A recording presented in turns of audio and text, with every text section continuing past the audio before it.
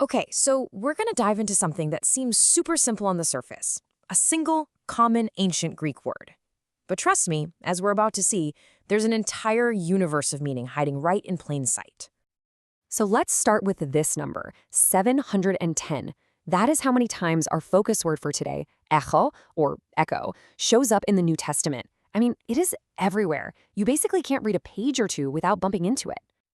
And at first glance, you'd think, okay, I know what this means. If you've ever taken Greek 101, this is probably one of the very first verbs you learn. Echō, to have, to hold, to possess. Seems pretty straightforward, right? It's just their version of one of our most basic words. But hold on. If that's really all it means, then how do you explain the way translators actually use it?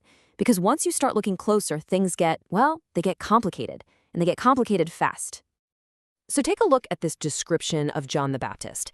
If you were to translate this word for word, it would say he had a garment of camel's hair. But that sounds a little clunky, doesn't it? As the Korean translation here makes clear, the much more natural meaning is that he was wearing it. And it's not a one-off thing.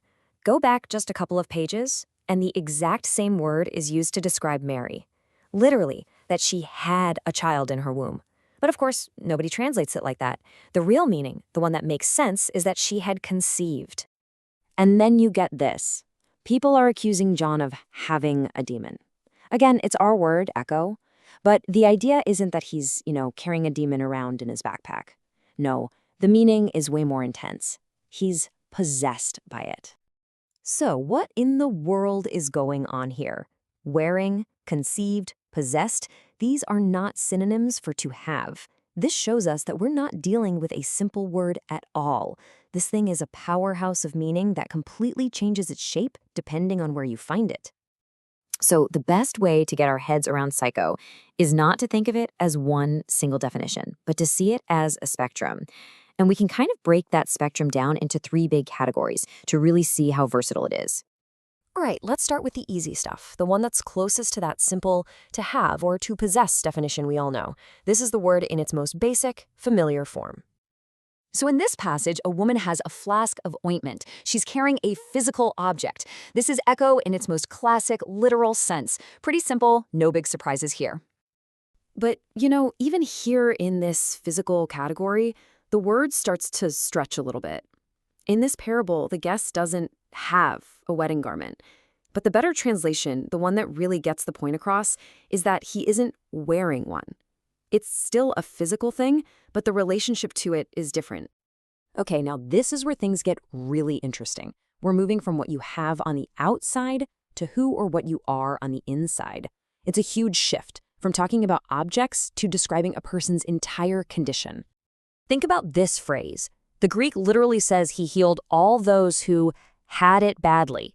But we don't think of sickness that way. You don't have an illness like you have a wallet, right? You are sick. So here, echō is used to describe that whole state of being. And hey, remember Mary from before? It's this same idea. A woman who is pregnant is described with literally having a child in the womb. Again, this isn't about ownership. It's describing a profound physical condition.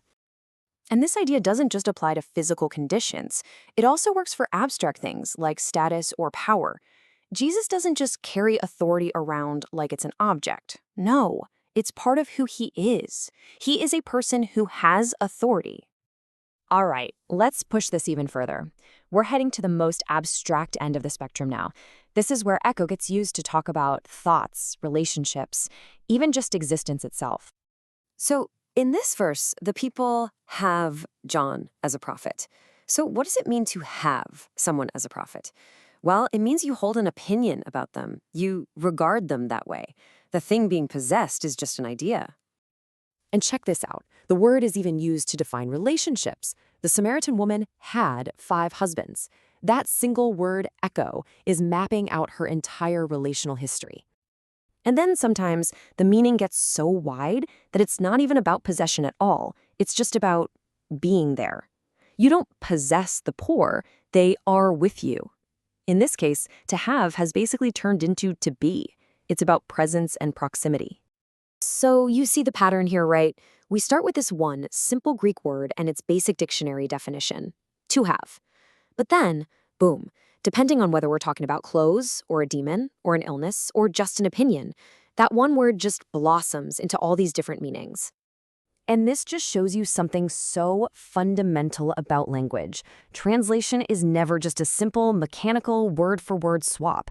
It's an art. It's about interpreting the entire context to pick the right meaning, not just the right word. I mean, just look at this side by side. It makes the difference crystal clear, doesn't it? The mechanical translation might be technically correct, but it completely misses the point. The contextual translation, on the other hand, gives you the depth, the precision, and the real power of what was originally said. This is exactly why this kind of nuance is so important. And all of this just leaves you with a really fascinating question, doesn't it? If a word as common and as basic as to have can hide this much complexity, what other foundational words are we just totally taking for granted? What other worlds of meaning are just waiting for us to find them, hiding right under our noses?